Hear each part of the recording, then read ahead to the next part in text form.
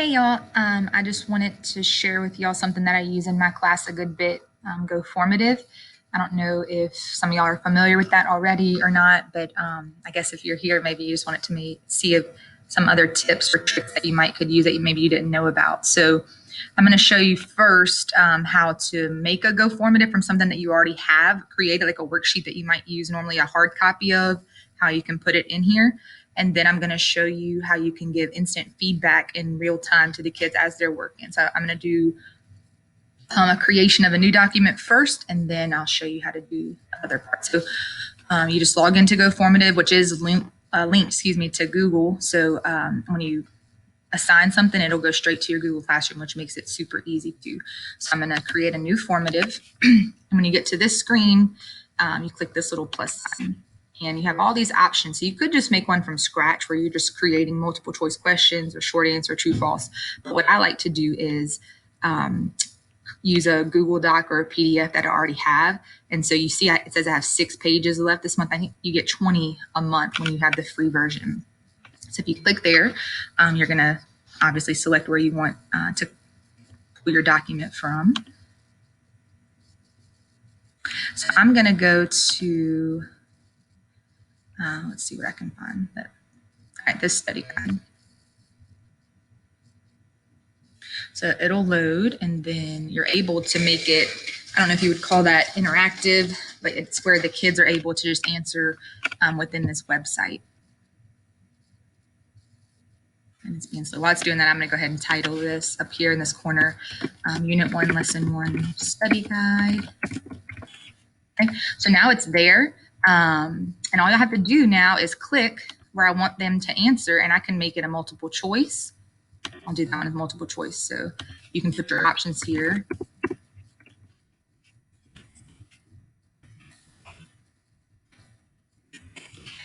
And then you have to pick your right answer, which is that. Do you like to watch TV?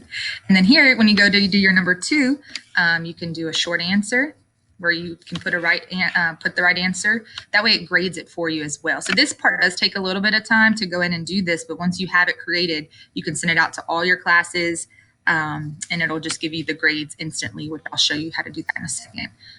So I'll put in here that the right answer is I'm bad. All right, so I would go through all of this and do my answers for all of these, right? But I'm gonna go ahead and click, I'll show you where you go to assign. So I can click that I want this to go to all my classes, and I always do a guest as well. For some reason, sometimes kids are, it said that they don't have access to it whenever I give them the direct link in Google Classroom. So you can also offer a guest code, and I'll show you where that would show up in a second. And then I go down here to settings, and you have all these options. You can put a time limit on it and things like that if you had the paid version, which I don't. But I always leave it here where they can't go back and edit it after they submit it, at least for round 1. Sometimes I'll have that where I can reopen the assignment and let them go in and make test corrections or whatever you want to call it, make edits on there. But usually the first time I assign it, I leave it like that. And then I like to let them see their score after they submit it. If you choose this setting where it shows them instantly, it'll show them across the top of their screen green and red, like as they're answering which ones they're getting right or wrong. I don't really like doing it that way because then sometimes they'll just go in and like keep picking answers until they pick the right ones. I do it after they submit, and then I don't ever show them the correct answers because usually we'll go over it in class or whatnot. So you can click assign and post to Google. And sorry, somebody knocked and came in, so I don't know where I left off exactly, but I think I was showing you just click assign and post to Google, and it'll go straight to your Google Classroom. I don't want to post it because my kids already did that, but I'll show you what they would see on their end. And then I'll go back and show you the other thing I said I was going to show y'all. So it'll post in your stream. Here's one. So it'll look like this, that Jessica Jones posted a new assignment via formative. And here's the instructions. And so they'll click right here to do that, and it'll bring them straight to the site. Normally here, I would go back in and put the guest code here in this comments or whatever in Google Classroom for kids that would need it. All right, so going back to another example, and since I'm not going to actually keep that one, you can just delete it out. Also, while I had that, when you click right here, you can share copies. So like people in PLCs, you can make one and then share it with people, your friends or whatnot. You can also copy it. So you see how I have one that's like second block, third block, fourth block. Once I had one created, I just copied it and I made one for each class. So here, this one I didn't do that for. You can see like second block, answer, third block. So it was all in the same one, but I usually split them up because you can see so many of these kids go under the guest code for whatever reason. And so if you have all your classes in one, the ones that show up in the guest code, when you look at their answers, which I'm about to show you, they're all just kind of mixed up. So it gets kind of confusing. But I'm going to show you one that we did last week. A vocab practice. So this was just like a workbook page from our textbook.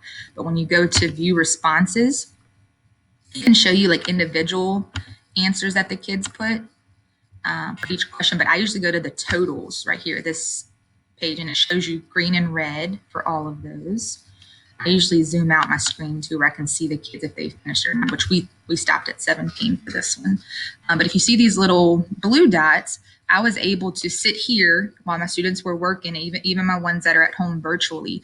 I could, if I saw that they got it wrong, I could click on it and I could give them feedback, which is here and there. Let me move myself over. So I could tell her, okay, you used the wrong word, or you spelled the word bike wrong. So they were able to go back in and use their notes and fix that. Made comments here.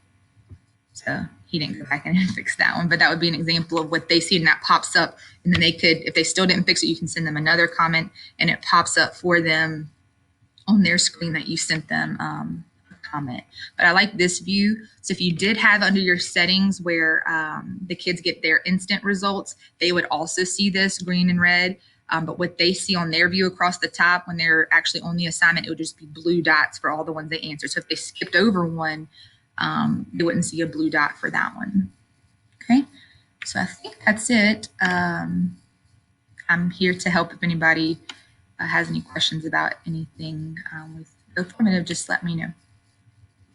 I'm going to stop this now.